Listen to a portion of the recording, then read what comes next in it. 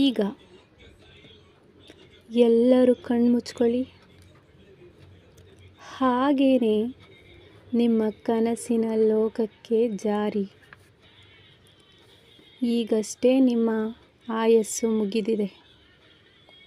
ನಿಮ್ಮ ಸಂಬಂಧಿಕರೆಲ್ಲರೂ ಅಲ್ಲಿ ಸೇರಿಕೊಂಡಿದ್ದಾರೆ.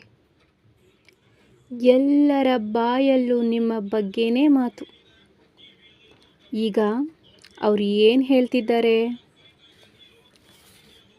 ನೀವು ಹೋಗಿದ್ದು ಒಳ್ಳೆಯದಾಯಿತು ಅಂತ ಎಲ್ಲರೂ ಖುಷಿ ಪಡ್ತಿದ್ದಾರಾ? ಇರೋ ತನಕ ಬೇರೆಯವ್ರನ್ನ ಗೋಳು ಹೊಯ್ದುಕೊಂಡು ಬದುಕಿದ್ದ, ಇವನು ಹೋಗಿದ್ದು ಒಳ್ಳೆಯದಾಯಿತು ಅಂತ ಹೇಳ್ತಿದ್ದಾರಾ?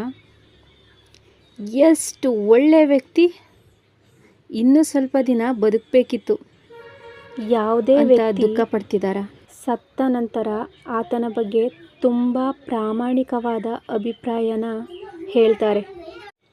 ಅದು ನಿಮ್ಮನ್ನು ಒಮ್ಮೊಮ್ಮೆ ಆಘಾತಕ್ಕೆ ಒಳಪಡಿಸಬಹುದು, ಮೂಕ ವಿಸ್ಮಿತರನ್ನಾಗಿಸಬಹುದು.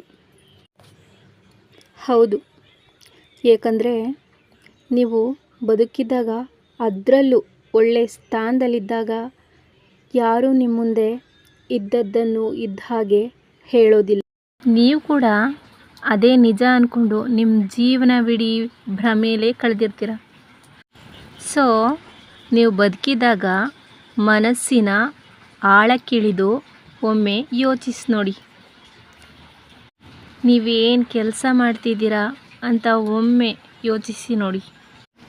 ಆ ಕೆಲಸದಿಂದ ಬೇರೆಯವ್ರಿಗೆ ತೊಂದರೆ ಆಗ್ತಿದೆಯಾ? ಅಥವಾ ನಿಮ್ಮ ಜೀವನ ಜನರ ಆಶೀರ್ವಾದದ ಮೇಲೆ ನಿಂತಿದೆಯಾ? ಇಲ್ಲ ಅವ್ರ ನಿಂದನೆ ಬೈಗುಳಗಳ ಮೇಲೆ ನಿಂತಿದೆಯೋ ಅಂತ ಒಂದು ಸಲ ಯೋಚನೆ ಮಾಡಿ ನೋಡಿ.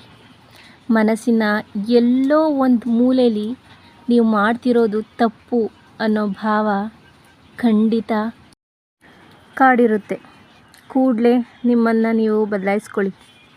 ನಿಮ್ಮ ಮನಸ್ಸಾಕ್ಷಿ ಅನ್ನೋದು ನಿಮ್ಮಲ್ಲಿರುವ ಅತ್ಯಮೂಲ್ಯ ಆಸ್ತಿ.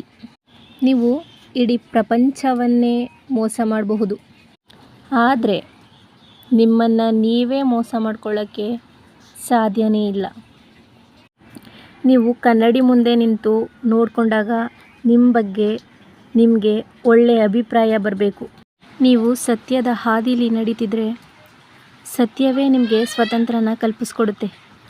ನೀವು ಬದುಕಿರೋದೇ ಒಂದೇ ಬಾರಿ ಅಂತ ಅಂದಮೇಲೆ ಆ ಜೀವನನ ತುಂಬ ಖುಷಿಯಿಂದ ಗೌರವದಿಂದ ಜೀವಿಸಿ. ನಿಮ್ಮ ಸಾವು ನಿಮಗೆ ಜೀವನ ಸಾಧನೆಯ ವರದಿ ಕೊಡುವವರೆಗೂ ಕಾಯಬೇಡಿ.